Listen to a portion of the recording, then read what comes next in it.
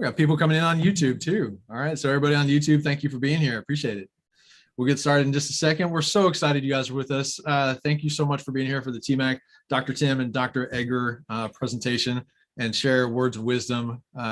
Very excited that you're here. We'll do some quick introductions right at 5. Well, it's 5 o'clock.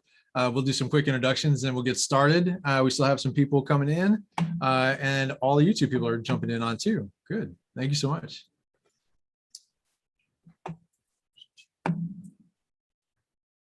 I don't know about you guys. I always like to scroll through and look at the names and see everybody. I see some teachers that I recognize and I see other fine arts directors. That's fantastic.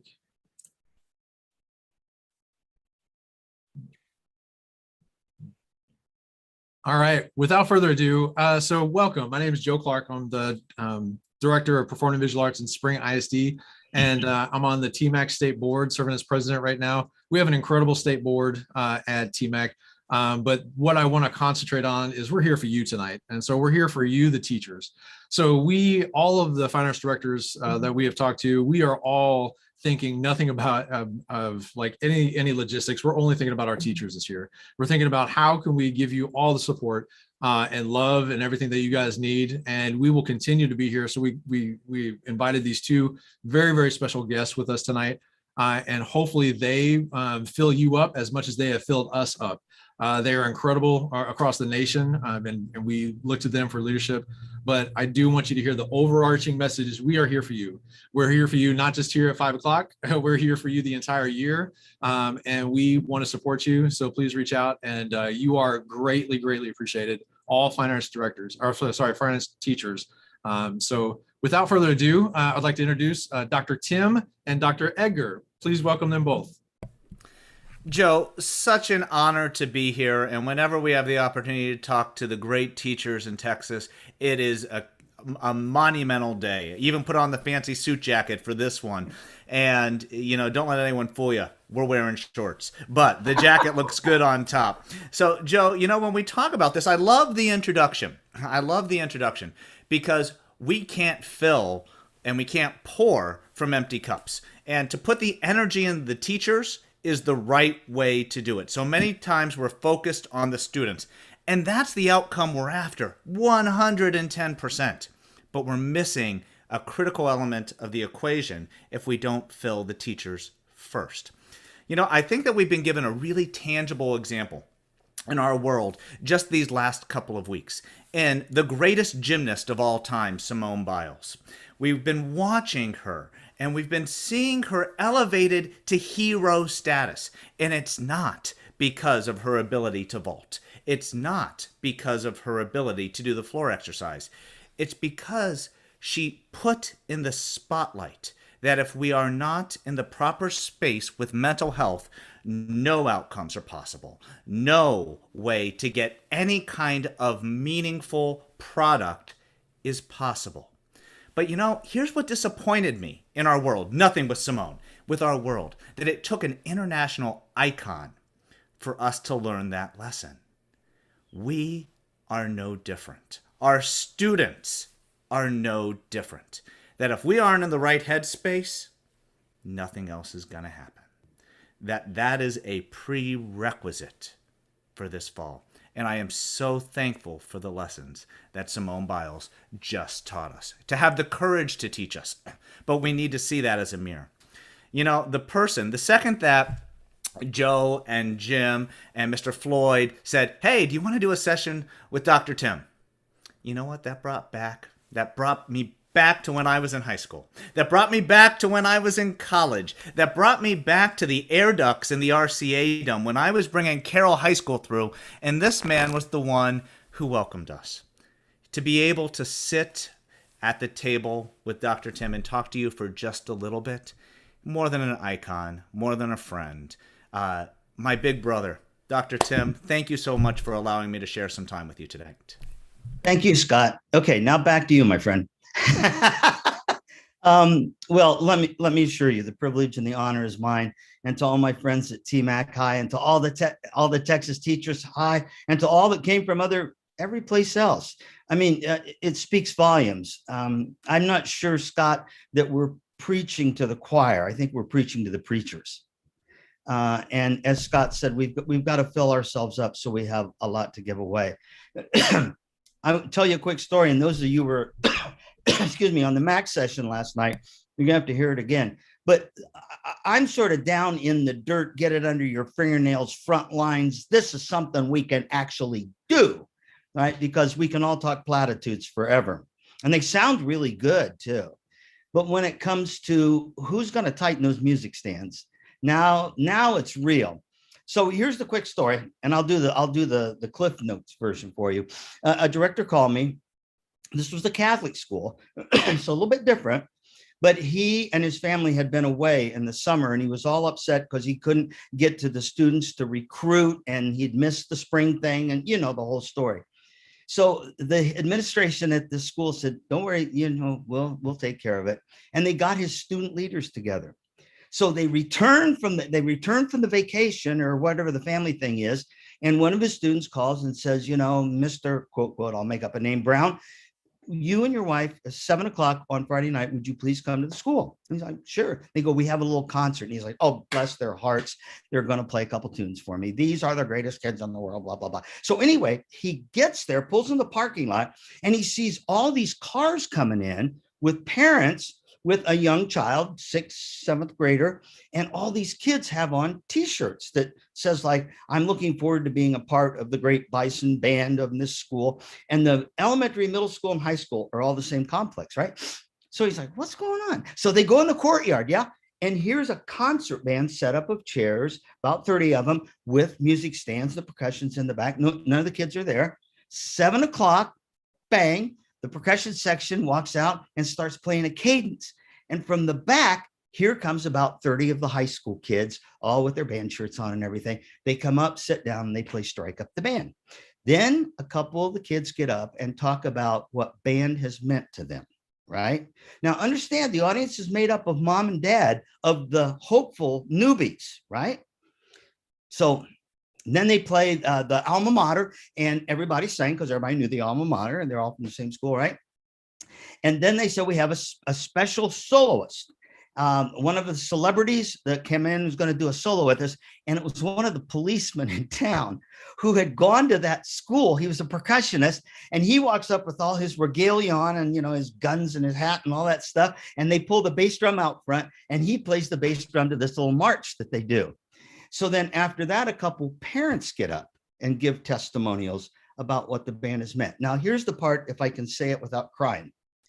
Then they say, would all of our new members please come forward? And all these little kids with their t-shirts on come up, and they stand in their appropriate sections along with whoever the flute player is or clarinet or whatever.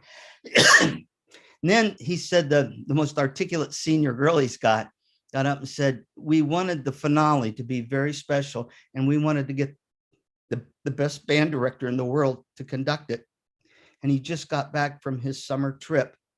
And they go on about this band director and how much he means to them. And he said it was like about 30 seconds into it, and he goes, "Oh my God, it's me. It's me." And then they hand him the baton. And of course, they do Notre Dame Victory March because it's a Catholic school and that's their fight song, right? Then they invited everybody into the cafeteria to meet the world's greatest band director. And he said it was like a wedding where you have the reception line, and all the parents and their student or their child came up, and he shook hands and met him for that exchange there. And then they had cookies and punch and all that. Is that the most incredible recruitment story you ever heard? And the kids did it. They owned it. And they had all the big brother, big sister things going on. And when I hear things like that, I mean, my heart explodes, because you know what they're doing? They're capitalizing on this mess we've been through. They're not turning their backs on it. They're embracing it. And I'm like, I asked him, I said, "Are you going to have a big recruitment class?" He goes, "Biggest I've ever had." Isn't that great? So that's what I was thinking, Scott. Great story. Cheers. It's a fantastic story. And you know what I love about it is that story is the tip of the iceberg. That didn't happen overnight. That culture didn't happen right when the pandemic hit and said, "Oh, we need a recruiting class. Let's scramble. And students, you organize it." This was decades, my guess. And I don't know how many years that teacher was there, but my guess, this was decades in the making. that this was something that, one of the biggest questions that I'm getting, Tim, and I don't know if it's a big question you're getting, is when we get back, how do I build relationships? And as much as I can give these little snippets of, well, here's how you can do this, here's how you can do this, and capitalizing on the story that you just gave, the answer is we can't put the pressure to build relationships on a day, on a year. We take step one. We take step one this fall, and we capitalize on where we've been. And my question isn't what's in the water, but what did that director do year after year to build that autonomy in that agency? Because that program wasn't his. That program was theirs. Yes. That teacher was certainly part of it, but that was their program. And we know those programs. When we go to those concerts, when we see that band take the field, we know programs that have collective ownership. Scott, you think his band marched in the homecoming parade? I think his band marched in every parade that they were ever asked. I have to be honest. So, guilty as charged. I hate parades. I cannot stand parades, but they are the most important thing that we do. Because, when you take your band to march down a homecoming parade, or you take them to march down Main Street, USA at Disney World, you see more people in 30 minutes than you will in the entire rest of your year. You make more friends by doing a parade. And, as we're talking about advocacy, as we're talking about the need to stand up and say the value of our programs, if the first time you approach someone, you're asking for something, that never goes well. The first time, if you can say, hey, did you see us at the homecoming parade? Hey, did you see us at Memorial Day parade? Hey, did you see us at the Popcorn Festival parade? We are part of this community. People will be lining up to help you. Absolutely the truth. And you know what? It's so great when you're on the sidelines watching the parade and you hear everybody go, that's our band. That's our band. That's not their band. I have ownership in that band. And I helped buy some of the oranges to get those kids to Disney World. And it's what we've all been talking about and what we were talking about this afternoon and everybody was talking about before. Relationships, relationships, relationship. Scott, talk to me about the 3 R's. It's a great question because you know what everyone is knocking on the door for? They're saying, how do we recruit? How do we retain? Those are the 2 biggest things that people are concerned about, along with this idea that we might not be where we were musically when we left off from the pandemic. I'll get to that in just a little bit. But the 3 R's, I think the most important R&R that we need right now is for the little remainder that we have left in this summer. Man, June was 4 seconds. July was 4 seconds. Hi, it's August 5th. And we're right back and we're like, I need more time. I need more time. And the reason is because of the impact of last year. The stronger the impact, the shorter the time that we have when we rest. We know that when we're exhausted, we can never get enough rest. And we are exhausted. And we're still exhausted. So R&R stands for rest and relaxation, of which we do need to be selfish with. On the other side of that, R&R stands for recruiting and retention, right? And how do we do that? And all 4 of those fit inside a big R, and it's relationships. When we have relationships with the right people, they set us up for success to understand that we all have personal needs and we all need to take care of ourselves. And when we have, Tim, that beautiful story of the students doing the recruiting, we know the tried and true practices. Bring the high school band to the middle school, bring the middle school to the beginners.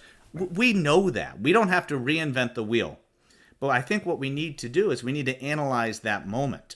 And what we're showing them isn't musical expertise. What we're showing them is the passion when we all come together, that everyone's wearing a shirt. It was always my mantra that when I had a little bit of extra money in the budget at the end of the year, what did I do? I bought swag. I bought t-shirts, I bought hats, I bought something that my students were going to be proud to wear. And when they went out in the community, they were wearing the logo. They were wearing the sweat. They were wearing the passion. And that's what that moment stands for. So 5 R's, my friends, 5 R's. And it starts with relationships. And when we have the right relationships in place, they'll provide the space for the rest and relaxation. And when we have those 2 things in place, the recruiting and the retention takes care of itself. Well, and when you said it's not about the music, blah, blah, blah, blah. It was about all the other, but it translates to the music. Because once they feel that safety and a part, and I have value. I mean, we're preaching the preachers. That's how all the people who are watching this got where they are, because they exercise this as part of the fabric of their life. That's what we do. And those music teachers, they get us every year. They get us sometimes every day. They get us more than they get their parents. They want to be with you. They want to come home to you. And that's a great opportunity for us, don't you think, Scott? We're home this fall. We are their identity. They want to come home. That's what they've missed. You know, I can't tell you the number of times that students have slipped and said, Dad. You know, and that's a good thing. You know, when someone says that, I'm like, what's up? What is up? And we just embrace that moment, that was the space of the relationship. And, you know, the interesting thing, because I think oftentimes teachers, you know, the world that I'm living in and the world that I've been talking about for the last 18 months and before is this idea of SEL. And how do we build these life skills through the classroom with intentionality? And oftentimes the first thing the teachers come back to me with, Tim, is, well, how do I do that in addition to everything else? And I think the challenging thing that we all need to wrap our heads around, which you just hit the nail on the head there, Tim, is that oftentimes we stop at clean notes and rhythms. We stop when we get to that point of correct. And there's a whole world on the other side of correct where we connect to our students' lives. And if we flip that equation, and we put the students at the bottom of this equation, at the base of this equation, and the relationships. You know, yes, the music, it gets better. It's easy for me to say, but it's true. We've seen it time and time again. That you said, well, that doesn't teach the runs. Well, that doesn't teach the intonation. Yeah, there's some music teaching involved. That's what I bought into. I'm a music teacher. But when we put the student at the bottom of the equation, everything else falls into place. Because you're at the front of the pack right now. We were laughing about it today. I mean, I think you said here, you know, you looked in the crystal ball and said, a pandemic, I can write a book about SEL. It'll be perfect. What an alignment. Oh my gosh. You should have bought a lottery ticket, buddy. I mean, you're running hot right now. But so everybody and looks to you and goes, okay, we're coming back. What do we need to understand about our students and where they are mentally? What do we need to know about this, Scott? You know, it's a great question. And, you know, what it comes down to is that our students are going to be fundamentally different this fall, that our students are going to not be the same. And we're going to come in and we're going to look for continuity. We're going to look for things to look similar. But the first thing we need to realize is that because of what we've been through, nothing is similar. Nothing is going to be the same on day one. That we need to work through with intentionality. And the students are going to come in with anxiety. We're going to come in with anxiety. We're going to come in with doubt. The students are going to come in and say, you know what? I'm not the player I was pre-pandemic. They're going to come in and say, I'm worried about entering this space. I'm worried about what this is going to look like and fitting back in, because socialization and community is a skill and it needs to be built. So this fall, my friends, they're going to come in and they're going to look to us for continuity. But the one thing, the number one thing that I'm keeping in my heart, because I'm having to fight this too. You know, I'm band director at Lake Forest College, and when the wind ensemble comes in, I'm going to have this idea of this sound. I'm going to have this idea of what's going to come out when the baton drops. And chances are I'm going to be wrong. And I'm wrong for a reason, right? It makes sense. We, not for a heartbeat, can make our students feel badly about where they are. We need to embrace them where they are. Wherever they are is the right place. And that right place is what we work with. And that might not be where we've expected them to be.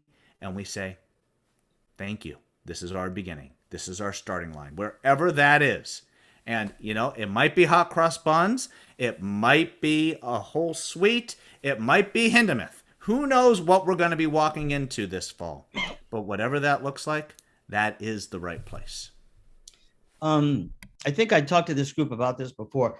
Excuse me. And I know when I was talking to the TBA crew, I was talking about it. I was with a group of principals. Yeah. Doing a principals leadership thing.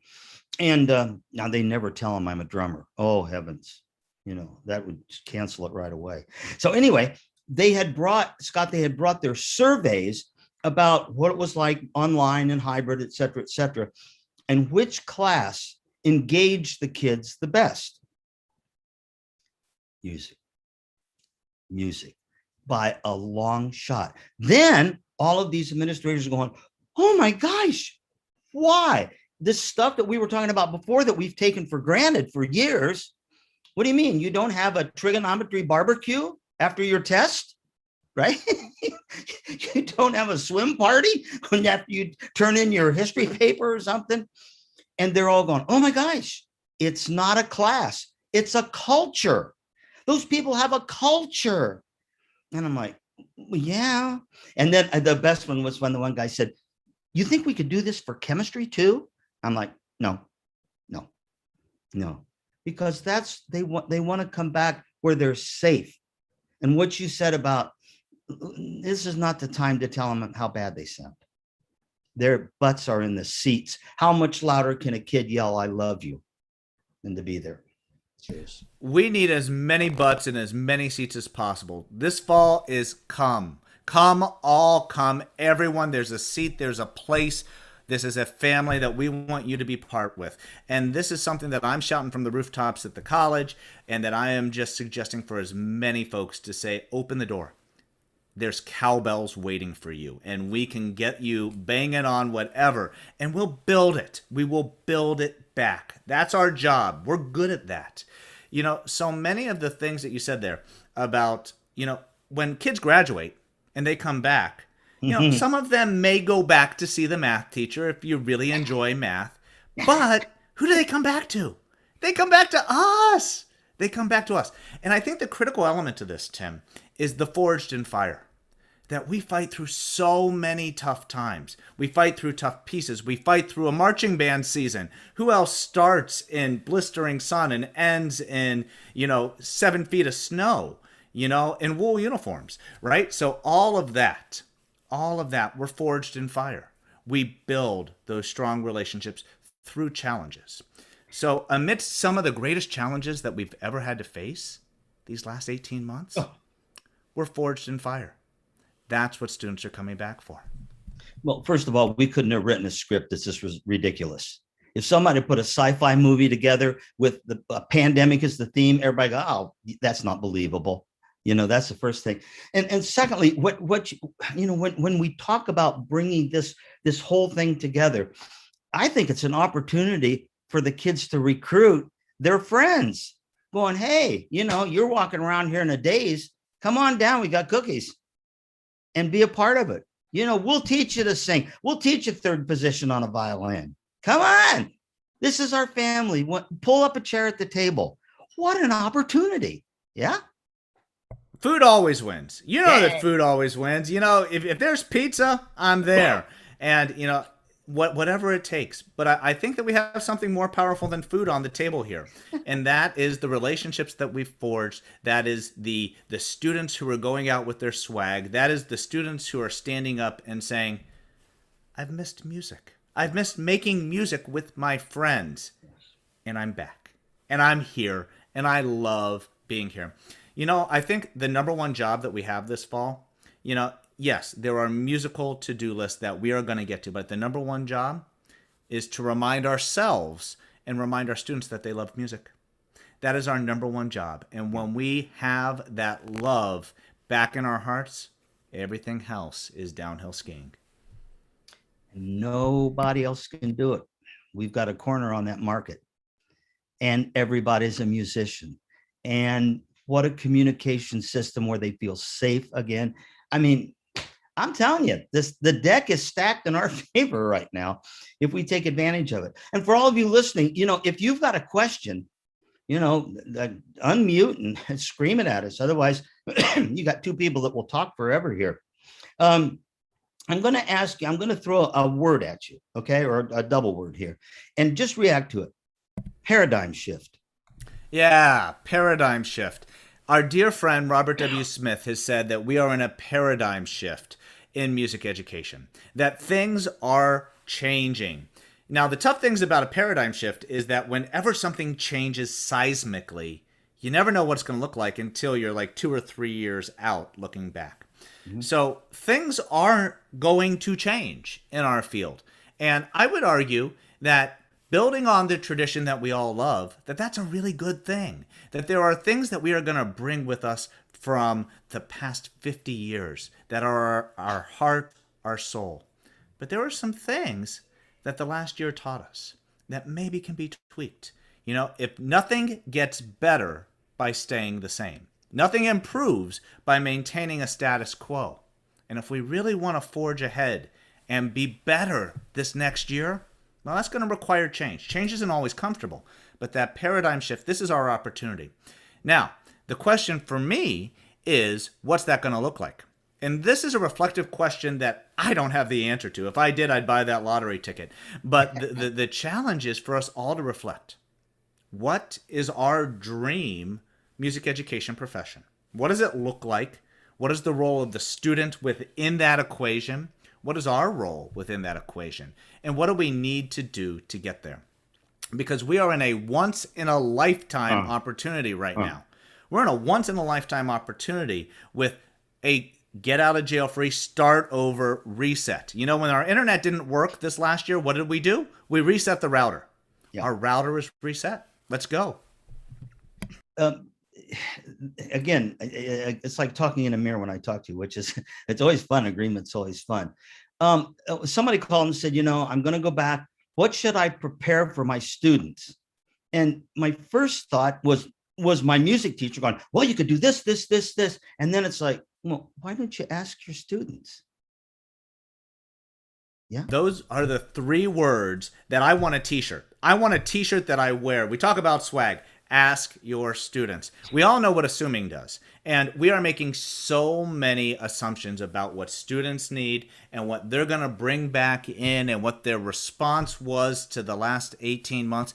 And we may be correct, but we may be grossly incorrect. And if we go in with the wrong assumption, we are setting them up for failure, and we are playing with half a deck from day one. The day that we see our students, we need to engage them in those life-changing discussions to build that relationship. You know what? Last little bit, it was tough. I'm glad we're back. What do we need to do to make our program really special with this? We ask our students. So many of our students have been through big T, small t trauma. We don't know what they're bringing to the table this fall. And I'm going to be honest with you, we don't want to know. We can't handle what some of our students have gone through. But with that level of empathy and grace and listening harder than we speak. I had a very dear friend who always would say, and to me, a lesson learned, Scott, you have 2 ears and 1 mouth. You need to listen twice as much as you speak. And yes. A good memory. You got a good memory, buddy. Let's look at this, because you are, you're the guru right now. You're on SEL. Everybody wants to get to Dr. Edgar and find out what's going on, etc. Talk about the chance of us that are watching this, that the opportunity for us to reset our own compasses on how we teach.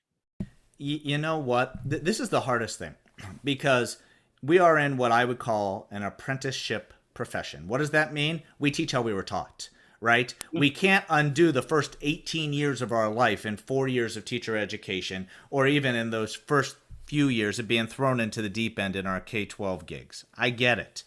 But you know what?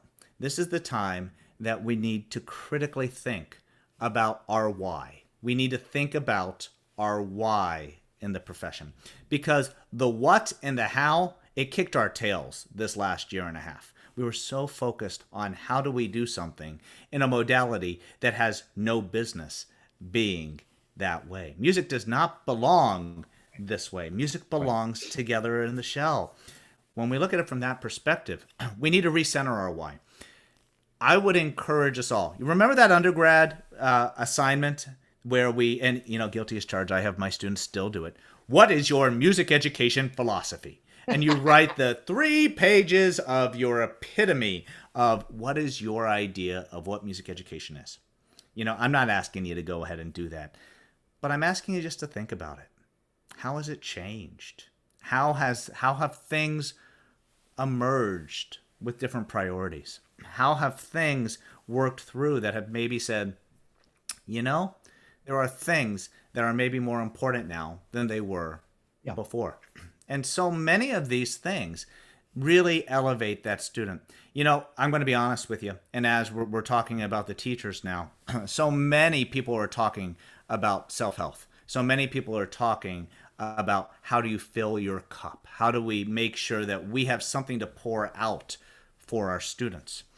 And the answer is two really critical things, knowing that I don't have the answer. But there are two elements that I think can probably contribute just a little bit. And the first one is we all need to have a Jiminy Cricket. We all need to have someone who can call our bluff, someone who can call us out when we misstep, someone who can say, you know what? There's a better way for you to do this. Or, ooh, I don't know if I would have said that way. And that we listen and we say, thanks, I needed to hear that. And that we're not defensive with. We need a Jiminy Cricket. We need a conscience. And if we don't have that person in our life, we need to find that person. Because that's the person who's going to be our confidant. We all need someone who we can go to. And we're at the top of the mountaintop, right? You know, band directors, we're the directors. We're at the top, right? There's not many people who we can look to. We need someone who we can look to. A mentor. Someone who we can confide in. And the other piece that is this mystical thing that I haven't yet figured out. Tim, I don't know if you have. It's called work-life balance. I certainly have struck out. Exactly. What is that? But I think, and I'll steal this a little bit from a great movie that's going to show you just a little bit how old I am, called City Slickers, that there's one thing. And that one thing's different for us all. But in our lives as band directors and as music teachers, we need to have one thing in our life that is more important than our job. And if we don't, I worry about burnout. I worry about losing. I worry about these people leaving the profession. One thing in our life that is prioritized above all else, and it can't be our job. No, I agree. I'm tempted to throw you another word here, but it's one that I live with, called attitude. Because I mean, we all know this more than any other teacher in the school. The music teacher, the students reflect who we are. Now, you know, they may be getting straight A's in, I don't know, algebra, and they may not even like the algebra teacher. They're just going in and checking that off of the things, the mandates they have to take, the requisites. But in our case, they reflect us. So, you know, when we have a bad day, that's contagious. Really contagious. So and advice is worth what it costs. Zip. And with my advice in a quarter, you can't get a Coke out of a machine. So let's don't get too jazzed about this. But let's hang around people who are positive. And I don't mean all the yay, raw, fluffy stuff. I'm talking about positive, honest, and with forward motion. Let's be around those people, because we start to become like the people we hang around. Water seeks its own level. And it is so easy to get caught in that abyss undertow of, well, this isn't fair and that's not right. And how can they depend on me? And they've even moved the parking lot and I don't even see my kid. And pretty soon you get caught in that victimization attitude. And I just like, come on, gang, this is an opportunity. What is it they say? Happiness isn't getting what we want. Happiness is wanting what we get. So we got a new one to get this time. You know what? I love what you just said. And there's a wonderful song out there called Better Days. And it's by Ant Clemens, Justin Timberlake, with an intro by Kirk Franklin. And the beginning, Kirk Franklin just gives us all a slap upside the head in a really, really good way. And he says, do we want to be victims or victors? And it's a choice that we all have to make as we're coming out of this. We have a choice to make. And attitude is a choice. We all know that. Gratitude is a choice. Yes. And while we don't like to be around Debbie Downers and doom and gloom, one thing that I do think that is so important for us to model, that it's okay not to be okay. That, you know, we can't all be coming with our A game every day. That our best is variable. Our best isn't the same every day. And that's okay. You know, yesterday, I was in front of my first group of live teachers. You know, I flew to Manassas, Virginia, and worked with just some of the best people that I've met. And they were there, and their hearts were open, and their ears were open, and their eyes were open. And they came with just this sponge of just saying, and it wasn't a sponge for what I was giving. It was a sponge for each other. It was a sponge to develop an identity moving forward. But the second that I got in front of this group, in this beautiful auditorium, and I stood up there, I was nervous. And Tim, you know, I this isn't something that I'm used to. Like here, I'm not nervous here. This isn't something that I start to worry about. I was back and I was like, ooh, 5 minutes till. Where's the nearest restroom? Oh, how close am I to my rental car? Oh, just those thoughts of, am I going to be able to do this? And that vulnerability. You know, I didn't hit my stride until about 10 minutes into the presentation. And when I hit my stride is when I looked at the teachers and I said, I'm nervous. I'm not used to this. Let's do this together. And when we were all there, I looked at the teachers' faces, and the teacher's face went from this to, I'm not admitting that I'm nervous, but I am a little bit. And when I said, I'm nervous, their body language did this. Yes. The shoulders lowered. Yes. And then we were in it together. It was a powerful moment. And was I still a little nervous? Sure. But I knew that we were playing on the same team.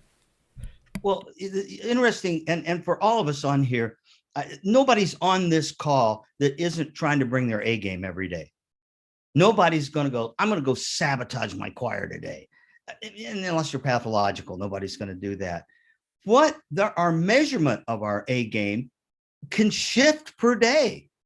Or as one of the students said the other day, and this probably wasn't the very best, but I know we were all given everything we could. Well, that does make it the very best for giving everything you can. The Rubik is different. It's moving all the time.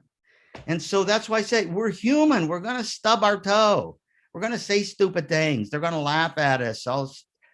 But the minute they know that that's okay, that that's part of it, instead of trying to mask ourselves as knowing everything, which I think we were all guilty of at one time, I just think there's a chance to be human, and that's going to make the music more human and alive, you know, fizzy, carbonated. We've all been in those performances that were clean and left. That was clean, but it didn't have heart. It didn't have emotion. It didn't have that feeling. And that's what this is. That's that carbonation. No one likes flat Coke. And, you know, I'll forgive a few notes if those kids are up there playing their heart out. Singing their heart out. And I see that. And, you know, I think one of the hardest things this fall that I'm talking to teachers, and I want to pick your brain for a second, Tim, because that won't take long. You spent so much time talking about student leadership. You've dedicated your career to talk about student leaders, and you've talked about how do we build that culture. And for many of our programs this fall, we're going to have 2.5 years of freshmen. Yes. We're going to have 2.5 years of newbies. So how do we do it this fall? With 2.5 years without the culture, without the student leadership, which we know is progressive over their time in our programs. How do we do it? Well, first of all, as we all know, or at least most of us are control freaks. If I set up the chairs, I'll know exactly where they are, right? If I set up the music stands, I'll have the right angle exactly where they are, you know, or my choir is going to stand this way and I'm going to put dots on the floor for each way, because somehow we think that's going to make them sound better or whatever. I mean, the self-deception is great. First of all, the kids are incredibly creative, far more than most of us were at their age, because there's more information coming into them, right? And second of all, when we talk about student leaders, I think a lot of people say, well, that's got to be the president or the vice president. Everybody's a leader. Everybody's leading themselves to the refrigerator, right? Or the bathroom or wherever. And to give them ownership in something that to us may seem, oh, it's not a big deal. Throwing out the trash every day? Oh, come on. But to that kid, that's an important part of the machine. And if we can get their hearts and the souls, we can get their minds. And if we can get their minds and their hearts and the souls, we can make music. That's what I think. It does start with the heart and soul of it, doesn't it? Yeah. Yeah, and I mean, we think it starts with the nuts and bolts of the whole notes, the whole rest, and everything. Nah, it starts with hooking them. It starts with what that looks like. And you brought something up there, Tim, about setting goals, about the students having a role in this, and about the students having ownership. In my world, I call it agency. Do you have any tricks for us? Nothing's easy, so we're not looking for the easy fix. But what are some ways that teachers can go in this fall and say, I want my students to have a bigger role in the process. I want my students to have a bigger role in the product. And some of us are thinking, yeah, we'll let them pick one song on the Pop Tunes concert. Great. That's a great place to start, but I know we can do better. I know we can dig deeper. For the most part, it's not 100%, but people repeat behavior they get attention for. You're talking to a drummer here, right? And you can get attention negatively really easy, to look for everything we can to acknowledge a child for, oh, well, you've had a better posture day today, Sarah. I'm so proud. You didn't hang your arm over the back of the chair like you normally do. And Sarah, that's great. What I came from the ilk where you looked for mistakes and that's what you acknowledged. And then the famous music teacher lie, if you're going to make a mistake, make a big one. And then we just trash them.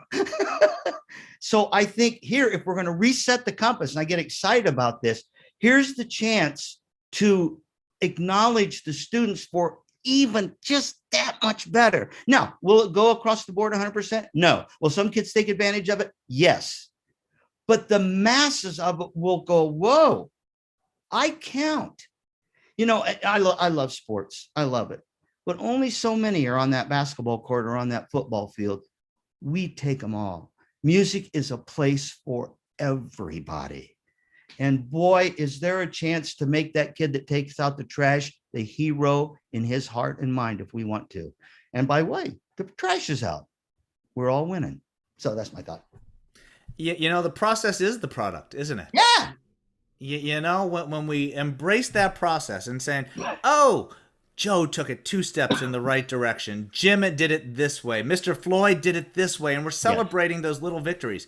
What about Bob? Great movie. Baby steps. We can embrace the baby steps. I think so much of, I think about a story when I was a middle school band director, and that this little beginner would come up to me before every single day, before every single class, would tug on my shirt and say, Mr. Edgar, I want to tell you about my new invention. I want to tell you about my new big idea. I want to tell you about, it changed every day, but it was something they were excited about. And I'm getting my scores. I'm getting my baton. I'm tuning instruments. I'm fixing stuck valves. I'm doing everything that we all do. You know what? Something really hit that I realized that for that one student, I was probably the only person who was taking time to listen to that student every day. Yes. And from that point on, I just embraced the mantra that if a student wanted to talk to me, the answer was always yes. The answer was always yes. I had 5 seconds to give him before rehearsal.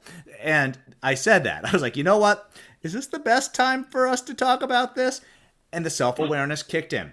And he said, maybe not. I'm like, great. So before every single class, he knew he had 30 seconds to tell me his great idea. And he knew he had 5 minutes of my time after.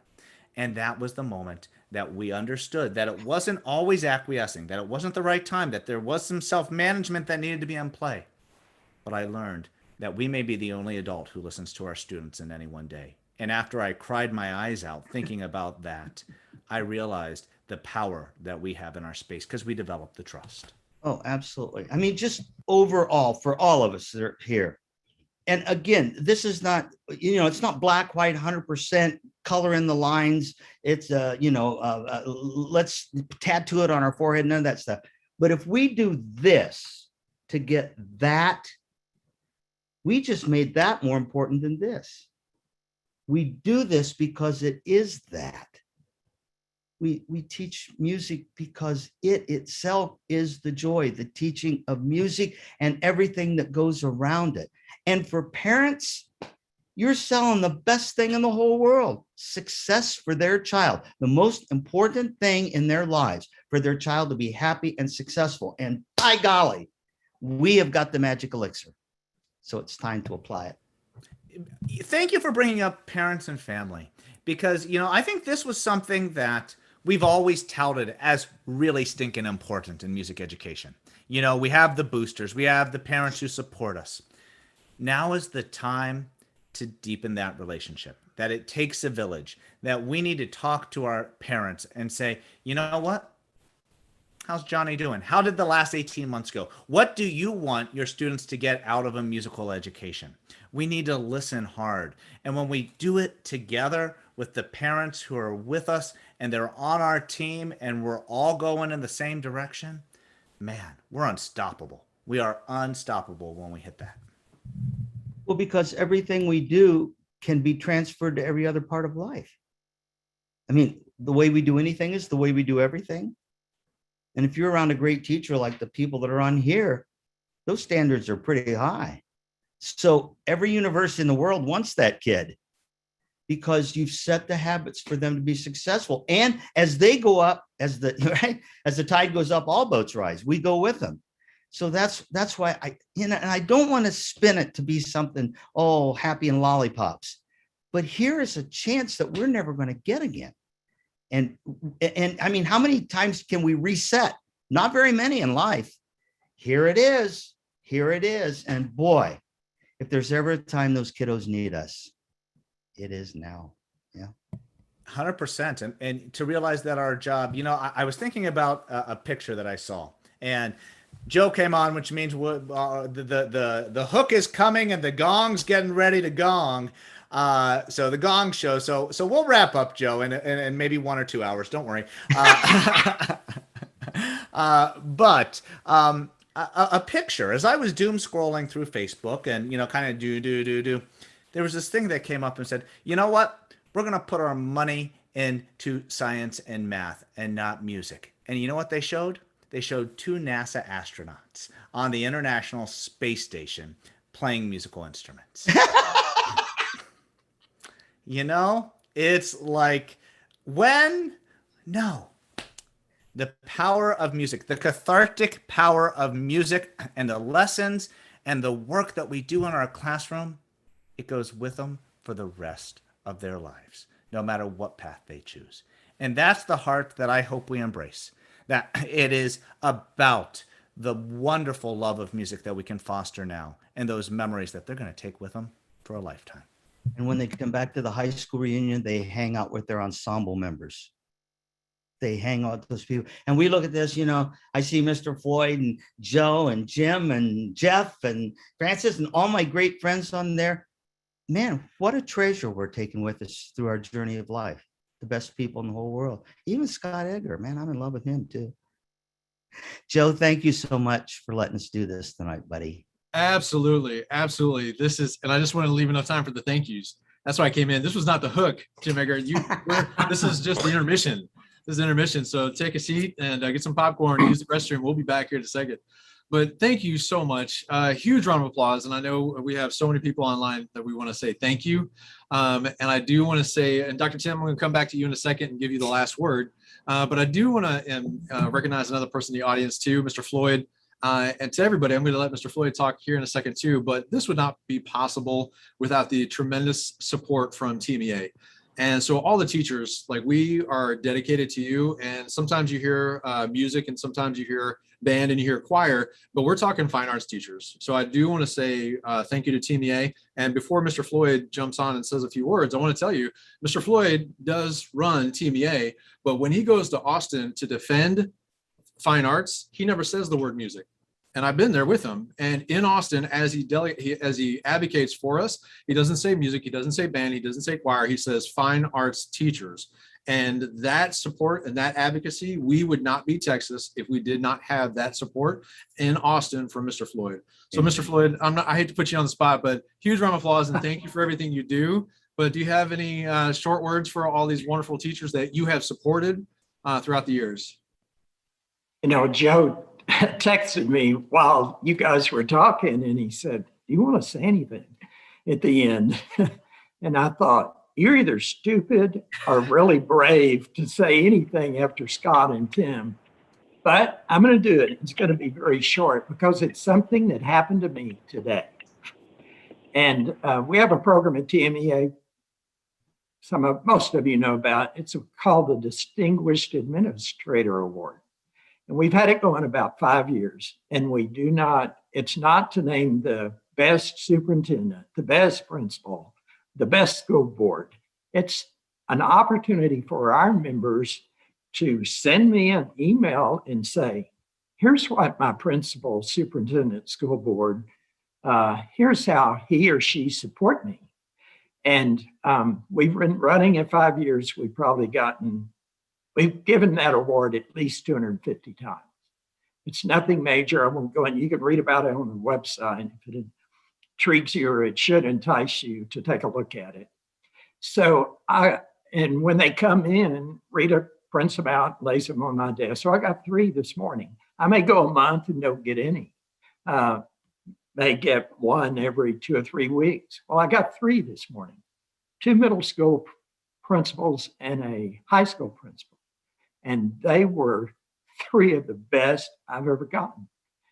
And it just made my day, but I went in and scanned them, and I sent them to the executive director of the Secondary Principals Association, who I know, a highly distinguished gentleman, not quite as old as me, but he's up there. And again, tall, distinguished, white-haired, Harley Davidson rider kind of guy, principal at Plano East High School, north of Dallas, for many years. And then before he took over the Principals Association, and I think former highly successful basketball coach. So I sent that to him, sent a short note and say, hey, Archie, it's tough times for all of us. Here's something our members are saying about your members. And here's what he wrote back. I'm going to read it. Thank you for the heads up on the Distinguished Administrator Award from TMEA. We appreciate your recognition of principals who value the development of students through the fine arts. I will keep this under my hat, but once you have notified these administrators, please let me know and I will send them a congratulatory email for their award. On a personal note, I think I mentioned to you, I don't think he had, that I had played the cello from the 6th through the 12th grade in Andrews ISD. If you don't know Texas, that's a small town at that time, certainly out in the oil fields of West Texas. I'm not sure I even knew they had an orchestra then. I hope they still do. Then he said, I still believe that was one of the best experiences I had in public school, and it helped me to grow as an individual. Jesus Barrero was my orchestra director, and I still stay in touch with him on Facebook. I get a lot of credit for what happens at the Capitol, but a lot of things are luck. I mean, he's been a good friend of mine, but I didn't know about his music. I don't think I knew that. The executive director of the Principals Superintendents Association's all-state trumpet player 4 years, euphonium player, head of the Texas Association of School Boards, and I think he just retired, new replacement is the same, is also a musician. So I know, Scott, we always talk about relationships, and it's building relationships. In my position working at the Capitol, it's also taking advantage of growing and nurturing those relationships. Because those are the kind of people that can help us deliver our message. So that made my day today. And I just wanted to share that. Advocacy is the role of all of us, of course, but make sure you do take advantage and nurture those relationships with people that you know in your camp as you build the group of people who will help you deliver your advocacy message in the community level now, not just your campus, not just your school district, not just with your school board and your prep and the people in your administration, but we got to sell to the community. Yes. More important than ever. Yes. And I probably stole this from Scott or Tim or Bob Morrison. We need to really focus on the parents of those kids in the mid-elementary levels, third grade, fourth grade, so that when their kid comes home in the fifth or sixth grade talking about, hey, band director came, orchestra director, and start talking to them about their parent about joining one of those organizations, the parent goes, absolutely, we're going to do this. So again, community advocacy is more important than ever. Yeah. Thank you guys for being here and for everybody being on. We're certainly going to make it available through TMEA because a lot of people, of course, are on the marching field right now and can't be here, but we're going to really push it and promote it. It's everything we all knew it would be, and thank you for your time. And thank you, Mr. Floyd. Thank you for everything you do for fine arts teachers, elementary art, elementary music, all the way up to the head high school 6A band director. We appreciate your support for all the teachers. To all the teachers, you are valued. You are the most important thing here. You are why we're here, and we're not going away. All of us, we have your back, and we are putting systems in place, and we are here to support you. We have the eye on the Capitol. We have the eye on your curriculum that you need. Anything you guys need, we're trying to stay 10 steps ahead for you guys. So please reach out to us, TMEA, TMAC, anyone that you need. So, and to the two gentlemen on here that we have enjoyed an incredible evening tonight. You talked about A game. I've never seen a B game from either one of you. So one big round of applause for you two guys. And in the chat, I see you guys take them there too. Please. Thank you so much. I appreciate it. Thank you. And to the TMAC State Board, thank you for being here. And Dr. Tim, do you want to close this out? Well, I've been blessed in so many ways. First of all, get to hang out with Scott and do this and all of you. And I've been around the world, and Texas is special because I think before anybody gets to be executive director of any of those, principals, superintendents, the last question is, what arts group were you in when you were in high school? And they have to pass that Mr. Floyd test to get to be eligible for that. But for the teachers that are watching, all the fine arts teachers, you are the ones that make the difference. Don't tell me one person doesn't make a difference, because you all made a difference in our lives, and we're going to perpetuate that on and on. So thanks, Joe. Thanks, Scott, my great friend, and to all of you. Thank you. You guys have a great night. Thank you so much. Appreciate your support.